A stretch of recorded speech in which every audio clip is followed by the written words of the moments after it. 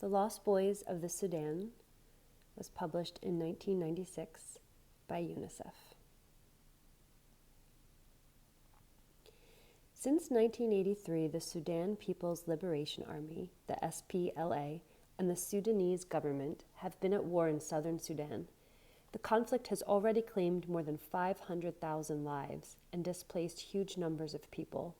Among these were at least 20,000 children, mostly boys, between 7 and 17 years of age, who were separated from their families. These lost boys of the Sudan trekked enormous distances over a vast, unforgiving wilderness, seeking refuge from the fighting. Hungry, frightened, and weakened by sleeplessness and disease, they crossed from the Sudan into Ethiopia and back, with many dying along the way. The survivors are now in camps in Kenya, the Sudan, and Uganda. This extraordinary exodus has its origins in traditional forms of migration. After being initiated into manhood, young adolescent boys in southern Sudan have generally been quite mobile. Organized into small groups of their peers, they would leave home for a period to look after cattle, or they might head for the towns or cities to go to school or to seek their fortune, before eventually returning home.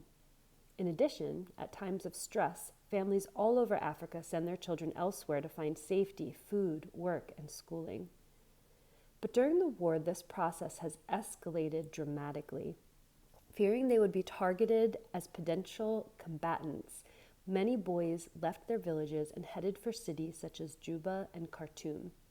Here they hoped to find work or schooling, though as these cities became saturated with migrants, the boys often had to resort to begging or petty crime. Others set out for refugee camps in Ethiopia.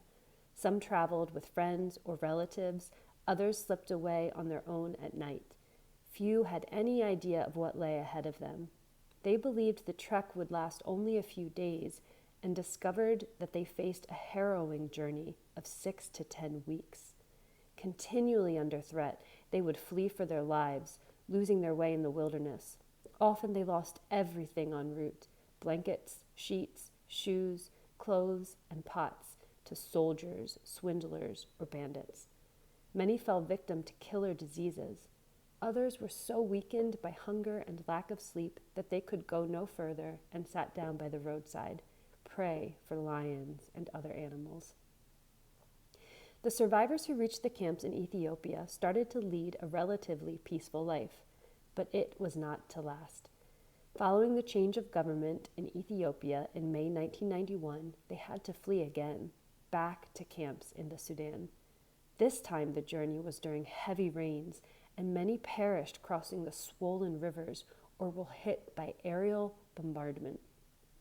The luckier ones made it to a camp where they received help from the International Committee of the Red Cross. This relative security was shattered again late in 1991 when fighting erupted around them, and they and children from other camps were on the move once more, eventually heading for Kenya. Since 1992, UNICEF has managed to reunite nearly 1,200 boys with their families, but approximately 17,000 remain in camps in the region. The harsh memories remain as well. As 14-year-old Simon Mjok puts it, "We were suffering because of war. Some have been killed, some have died because of hunger and disease. We children of the Sudan, we were not lucky."